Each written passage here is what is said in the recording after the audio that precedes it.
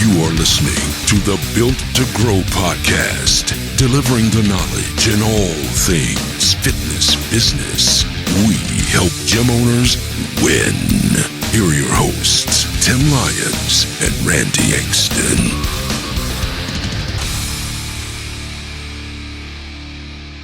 All right, welcome back to the Built to Grow podcast. I am your host, Tim Lyons, in studio today, as always, here in sunny Scottsdale, Arizona. Randy, the predator of persistence. Ooh, Engston. yeah. How we doing? Good, man. I hope that just means I'm hunting. Yeah. Done. You're hunting persistence. Persistence. I like it. So, yeah, we actually used the podcast room, the studio, yesterday for a different podcast. No, somebody's butt has been in my chair. All my settings are off. Everything's awkward. So here's a little pro tip, guys. If you're doing local podcasts for your gym, if you're not, maybe something to think about. We're getting ready to launch the Pulse Fitness one. We're excited about it. I'll keep you guys in tune with what's going on, because this truly is a content marketing strategy that we're going to use on a local level. And I think y'all should pay attention.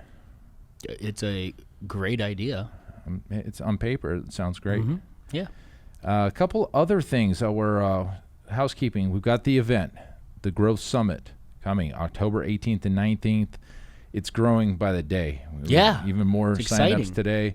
It is exciting. And now I'm starting to get into the logistics of the flow of the room and, you know, all this cool stuff and on the tables and stuff. So if you haven't heard by now, we're hosting a Growth Summit. The idea behind it is to level up everybody in the room, is to get everybody leveled up, rub elbows, network with the best of the best. And I'm inviting everybody that is at that 400K gross revenue per month and higher, if that sounds like Per you. year. Per year. If you do 400K per month, you're definitely in the right room. Yeah, come on over. So to check that out, guys, if you haven't heard already, winninggym.com/Scottsdale. That'll take you. There's a little letter on that page. You can hear more about it or read more about it. And I've got the agenda all broken down for you right there. You can see what it's all about. Get registered. Yeah. Very. There should be speakers announced as well. Speakers are being announced next week. So by the time this podcast comes out, you'll know exactly. Speakers will all be in there. Mm-hmm. So, yeah, a couple other things, timlyonsbook.com, and also, as always, if you want to get on a call with us, pfmarketingsolutions.com/call. Yeah, and then we'll dive in and we'll dissect your business, look for areas of improvement, and kind of hopefully write a game plan for how we think that you can get there. That's great. So I'm going to pull up a post that came out of the Marketing Talk with Fitness Professionals group. While I do that, why don't you tell everybody what that group's all about? Yeah, so obviously this, like Tim and I try to do here, we want to make sure that we're giving away as much value as possible in this regard. I mean, this is an entrepreneurial business focus, but that group is specifically around fitness marketing for fitness professionals. So the need to generate more leads, more bodies to the gym, different tactics, strategies, things that work, what's the latest and greatest. It's a great place to see not only what we recommend and things like that, but what other people are doing as well. I mean, I think the group's coming up to about 1,000 gym owners in there. So, and for the record, I'm very particular on who I let in that group. Yes. We get blasted daily. I think there's between 10 and 20 requests a day. A lot of them are spams. Mm-hmm. A lot of them are other marketers, guys. I don't want any other marketers in this group, not because of the competition, because they're not a gym owner. Correct. This is for fitness professionals only. Guess what? I'm a fitness professional. I'm allowed to be in that group. If you're a gym owner, even a trainer that works for a gym, that's okay, especially if you're in charge of the marketing. Love to have you in that group. So Marketing Talk with Fitness Professionals, type it out on Facebook. You can check it out. But this question, and actually it's a comment that came out of the group, and it stems from a couple episodes ago with the episode 50, where we talked about the 6-week challenge, the free 6-week challenge. And Ethan writes here, he goes, "This is what I want to hear more about. Why has the fitness business gone all in on spamming cold traffic with gimmicky, low barrier offers while other relationship-based businesses market so differently?" He says, "My accountant didn't get me with a 6-week bookkeeping challenge, and my wife's hairdresser didn't hook her with a free trial haircut. Hell, even fitness business marketers like yourself Don't get clients with free marketing for a week or 21 days of Facebook ads for $21. I would love to hear more and a thoughtful discussion around this. I thought this was a great comment because it's true. It's true. This is the way of the world in the fitness marketing game, is this gimmicky, spammy, cold blast everybody, offer direct response style of marketing. Yeah, I'm going to try and do my best to keep my blood pressure down while answering this, because I mean it's a absolutely prevalent situation right now. The entire industry is all focused around that, and free. Yeah, low barrier. The hook, what the next best thing, it's offer. all about the offer, and some of it almost reminds me of like tricking somebody into your facility so you have the opportunity to sell. Yep. And I don't think that's genuinely the way that we should be doing this. I have some thoughts around this, and I thought deep and long about why it is this way. And it is this way. This is the truth, and this is what I think is the reason it is this way. Number one, for decades, the industry and the fitness industry has conditioned the marketplace that fitness is cheap. Correct. Fitness 19 is a great example. Planet Fitness is a great example. Free, $9 this, $7 that, no money down, dollar to join. That's number one. It's the marketplace is conditioned for that fitness is not expensive. Correct. It shouldn't be expensive. Number two, and I think this is more as to why, because I think this has always been the case, or the reason that what I'm about to tell you is the case is the reason why it went to so cheap originally. I think that maybe it wasn't always this way, but then because they couldn't get the clients in the door, they became the cheap places. Okay, so that being said, here's what I think. I think that the marketplace doesn't want fitness. That it's the hard sell still. They don't want to buy a gym membership. They don't want to work out. If that were true, there would be more than 16% of Americans that belong to a health club. Yeah, it was 80-something that have never seen the inside of a gym. 86% per IRSA. Okay, so IRSA put a quote or a stat out not too long ago and says, the penetration of all Americans that are in gyms is about 16%. So 84% of Americans are not in a gym. So if it were the case, if people wanted to go work out, it would be reversed. Correct. It would be 86% of the people belong to a health club. People don't want to work out. And the product that we're selling isn't desirable to the marketplace. So in order to hook them to show up, the tactics have come out: free 6-week challenge, 0 down, free week, $1 to join. That is why even though this is a relationship business, that is my gut feeling as to why these offers were created in the first place. Now let's go back to, why don't people want fitness? They want the result. They want the result, sure. And they understand there's a need. You know what I mean? They need it. They don't want it. Correct, right? Whereas the haircut is they need it and they want it. Sure.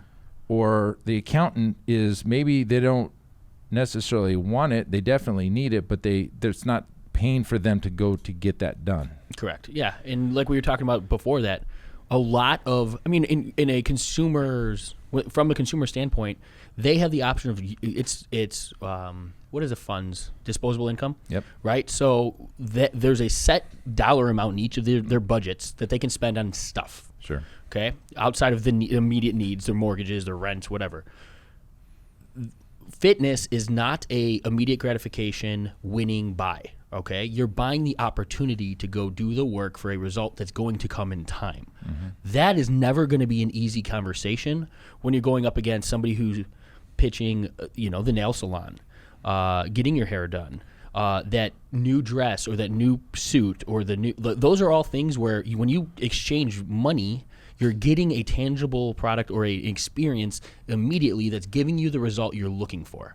Fitness is never going to be that. Nope. Until we can teach people how to, literally one workout and their butt falls off. It's not going to happen. So that hard sell is absolutely a big part of this. Yep, and that's why supplements, if you think about the way supplements are marketed, that's why they go that direction. Instant gratification. Yeah. The thermogenic. The thermos. Fat right? lasts. You just take this pill and all of a sudden you lose body fat. Well, because it removes the work. Yeah, and that's the real reason. It is a relationship business, and there's ways to create relationships organically online and get people to come in and want to buy your services. And this is what we call our content to client strategy. And we'll go deeper into that in a second. But it doesn't happen immediately because you have to earn the trust. And so, like the hairdresser, like Ethan was talking about in this, I don't know how the wife ended up giving the hairdresser the money, but it probably was like this. Hey, friend, who did your hair? It was my other friend here. Let me go introduce you to her. Oh, great. Hey, how you doing? And then it was born. It wasn't a hook. It wasn't a free this, free that. Although I have seen hairdressers, and coupons and things like that for supercuts and all the stuff in the newspaper stuff. But yeah, that's truly the case. People don't want the product we're selling.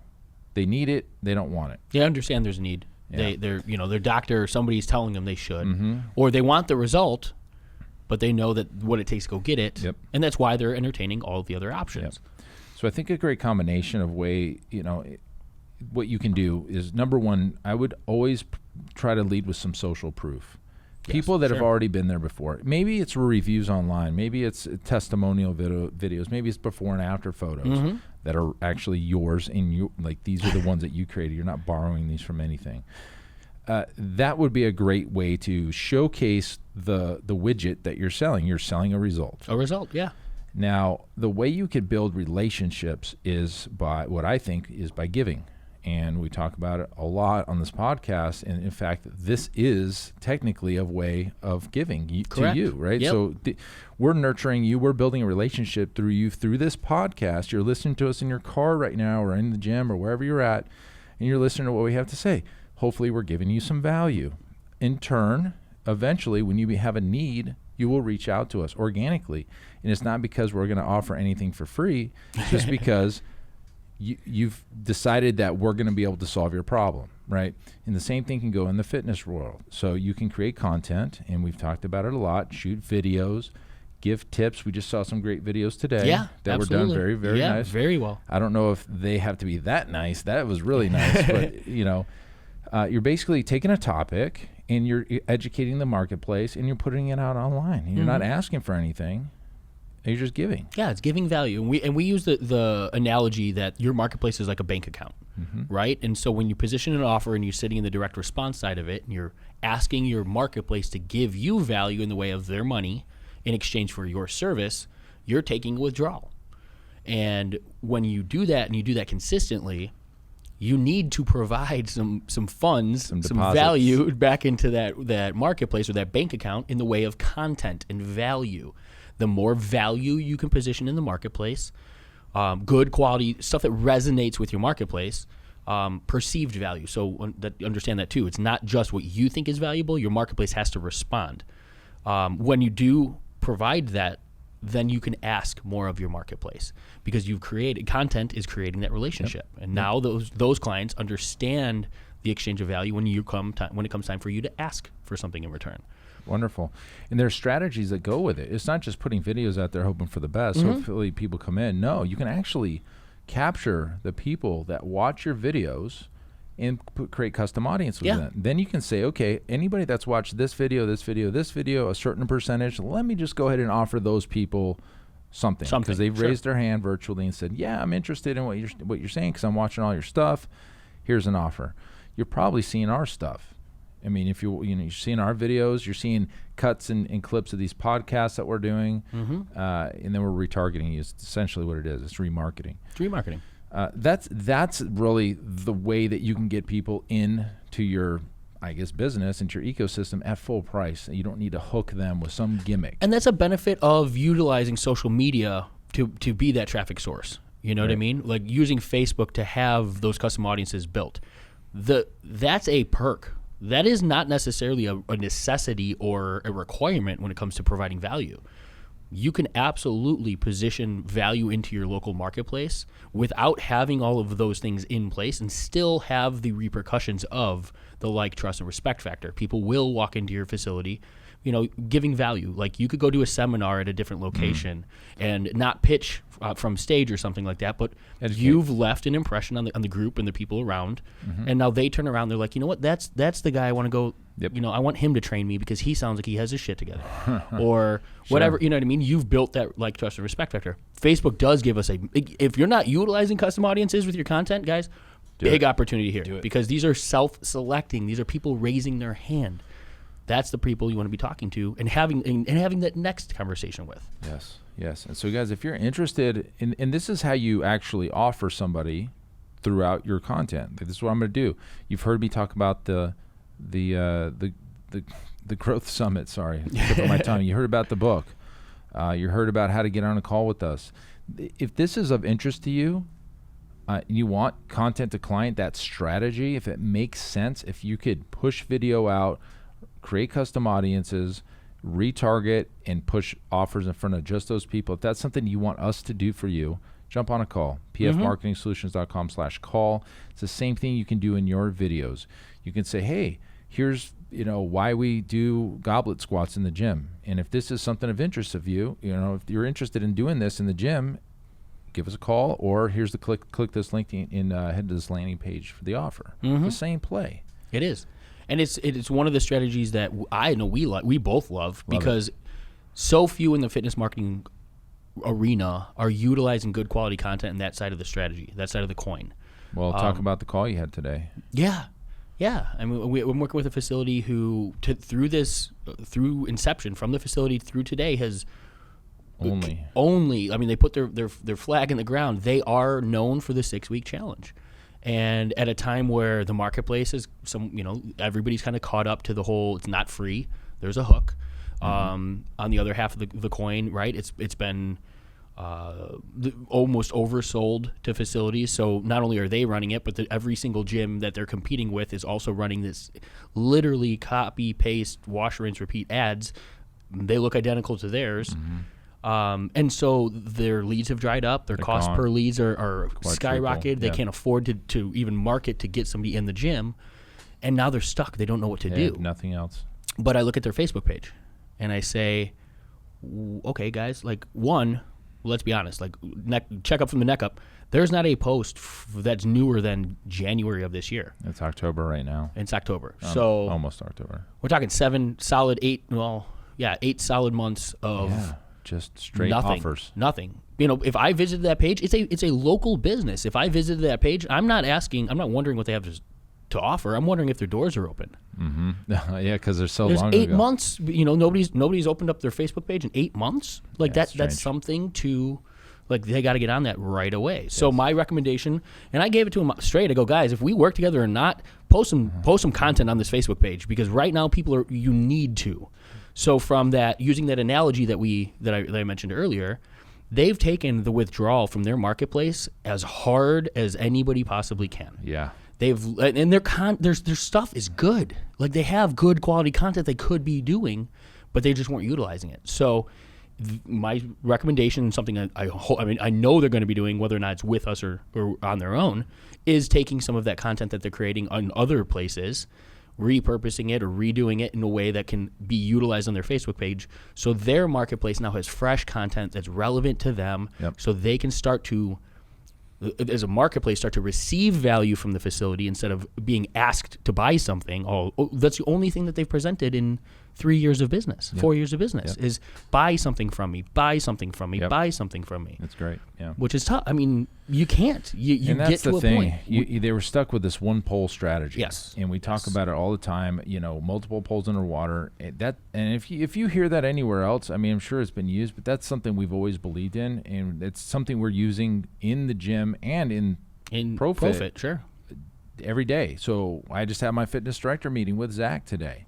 Everybody knows Zach. We went through all the signups, and every single signup came from a different source. A few came from the same, but let's just kind of list a few. One of them Googled us. They came in on Google. We ranked high. They signed up for an unlimited membership. Thank you. That's the clients you want. $400 a month for a year. Boom. 2 referrals. Thanks, guys. They're referring. That's another poll. Our anniversary offer brought in 2 clients. 10 for 10? Thank you. Yeah, 10 for 10. The business next door brought in a client. JV partnerships. It's just, they're always coming. They're coming from different places, and not one of them was a 6-week challenge or some crazy hook that didn't make any sense. It's congruency, and the beauty of everything that you guys, or the polls that we have in the water for Pulse, is not a single one of them is either selling something that you're not getting into membership, right? There's no tease, no hook, it's literally positioning the result and what the client can expect in a membership in a way that allows them to try the services, and that's pretty much it. Oh yeah, one other thing I need to mention: the ads that are out in the marketplace right now, and you may be doing this. Take a look really quick. Have your mom look at them, or your brother, or somebody. They're gimmicky as hell. Oh yeah, I was gonna get to that. You've lowered the professionalism of the industry is down into the like kiddie level. This is some like funhouse kid like place with shit. No, it's so unprofessional out there. It's ridiculous. Well, I was going to pivot to that. So you kind of highlighted how we kind of why you believe we got to a position where direct response is, what it is today in fitness. Yes. But at the end of the day, it's our fault. It's the industry's fault. It isn't. Yeah, as a not necessarily you and I over here. But I'm saying is it being in the fitness industry, we have nobody to blame but ourselves. Yeah. And what we've done is we continue to look at what the other guy's doing and saying, oh, well, that must be working, so let me go do that. And I've seen some of the. Oh yeah, go ahead. Sorry. So it's Tim's blood pressure that's getting worked up. Jesus. But at the end of the day, it all comes back to the same thing. You absolutely can build a business without one direct response offer as a fitness facility. You absolutely can. It won't be the fast. You won't watch your business explode. You're not going to have 80 people sign up for a trial in the same month. But I'd be willing to bet that the clients you attract on paper, or like when it comes time to them in your facility, are going to be with you and be your promoters, referring other people into your business a lot longer than anybody coming in off a hook. Years. Exactly. Years. You're building a long-term sustainable business. And that's some of the beauty of having multiple poles. Understanding the needs of the business today as well as tomorrow and years from now. The facility that we were talking about, their average lifetime duration, their average length of a membership was 9 months. Yeah. Well, it falls in line with our team training. We talked about it on the Rick Mayo episode. Even in his facility, it was the same. Ours 9.8 months, his is 10 months. The same thing for the lowest paying team membership, boot camp, large group style member.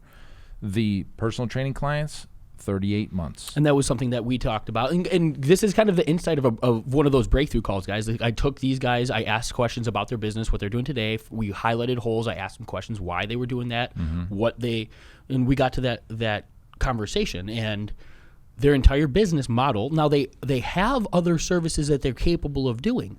They do some one-on-one personal training, but it's so small, so unmarketed and small that they don't really consider it a service. So I said, what happens when somebody reaches that 9-month mark or they've lost the weight through your boot camps? He goes, they're going to leave.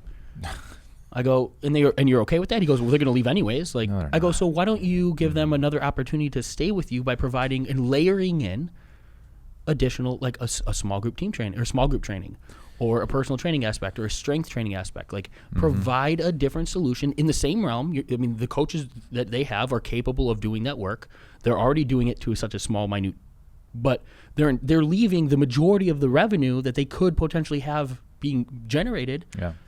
They're not even bringing it into the business because it's not something that they had available. If they were to end up working with us, that's exactly what we would do with them. We would show them exactly how to bring this next level of service up to get better results for the clients. They stay longer, they pay longer, and you have a better business at the end of the day. That's what we're doing with our other client right now.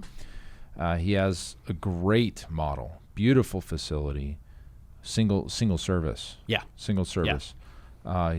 It almost is as nice as what a franchise would look like. The branding's great, everything's on point. And he realized it. And that was one of the things that he looked at Pulse and he goes, that is what and that's the layers. He came to us through you because he saw that you had built the systems in place, and that's exactly what he wanted. There's nothing better. We did 2 more of those clients upgrades.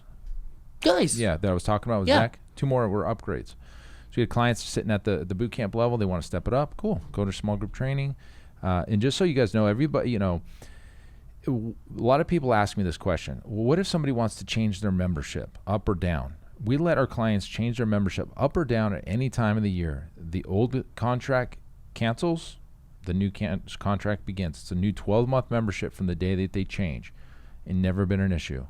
So if somebody signs up for our unlimited and wants to go down to boot camp, cool. They've done 6 months of that. That stops, even though they had 6 months left, and I would probably lose a little bit of money on that. They're going to be on another 12-month agreement at the boot camp level, no problem. Yeah, it's like refinancing the remainder of what you have. Of, you know, well, they don't even owe me that. They don't owe me that. They're just starting with a fresh new level and 12 months from there, and they're fine with it. It's great, guys. So allow your clients to move up or down. They're not locked in only that.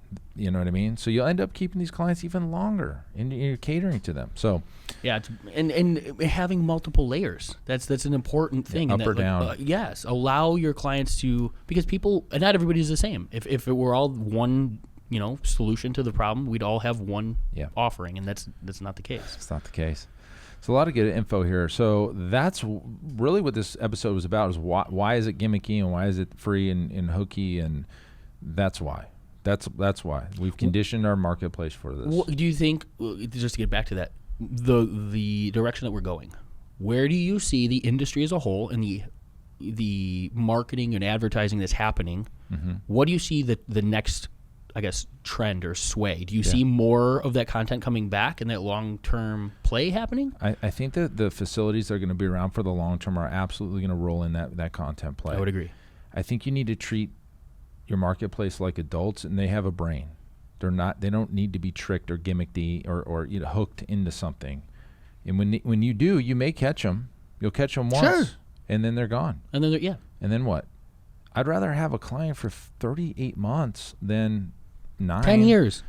10 years. I have one. Yeah, I have several clients for 10 years. 10 years. 10-year clients. They sign up at our grand opening. They're still here. Great clients. Referred dozens of people. But that doesn't happen from in masses or in more than your anomaly or your outlier. It's not going to be the one person that got hooked that's going to turn around and be like, you know what, this is what I stand for. So to go back to to continue that conversation, I was reading Seth Godin's This is Marketing. Yeah, This is Marketing. And he talks about advertising versus marketing. And advertising is so logically based. It's, really the direct response side of the coin. It's here's an offer, buy it because it makes logical sense. You're saving money. You're doing something about that. So you're calling that advertising. Advertising. That's not truly marketing. That's correct. That's advertising. Marketing, on the other end, is creating or presenting a solution to the problem by storytelling, by creating an emotional connection, that like, trust, respect factor, social proof, like you said. That would be the marketing side of the coin. So as an industry, I think that we do need is like you said, the sustainable long-term, the brands are going to be around in 10, 15, 20 years are going to be those that understand the marketing, how to do that right, because the advertising side is always going to be finicky. It's always going to be a battle. It's almost like price gouging. And we live in a time we're all competing against $9.99 memberships. Mm-hmm. Do you want to enter that arena? No. How do you do that and win? And that's why, if you ever seen a gas station with like 3 gas stations on 3 different corners, and then one of them's a Shell. Have you ever seen this? Yeah, always. One of them's a Shell. Okay, the Shell never lowers their rates. Nope. It's crazy how much more expensive they are. There might be an Arco or an AMPM across the street. I used to watch this. Growing up, I lived in a corner. The reason the Shell keeps their fuel prices high is because they have a better quality fuel. Better quality. And why would they have a better quality fuel go down to the prices of the Arco? I'm that guy. They don't have to. And that's the same thing for your facilities. If you are the Shell gasoline with Techron and all the stuff that they put in the gasoline that make it premium, additives, yeah. Why would you lower your price down to the Arco level just because the guy across the street is? Mm-hmm. And that is exactly the analogy that we're seeing in the marketplace in fitness. Without a doubt. Yeah. Everybody's going to, what can I do to get an immediate result now? I said it with coaching client yesterday in a call. Mm-hmm. It's almost like everybody's doing what's easy, not necessarily what's right. Yeah. And it's a difficult thing to do. Not saying that advertising and direct response is wrong necessarily. Like, I don't want that to be taken from that. But understand that is not the only solution. and that if you're going to be doing one half of the coin, you need to be doing the other. And step up the professionalism.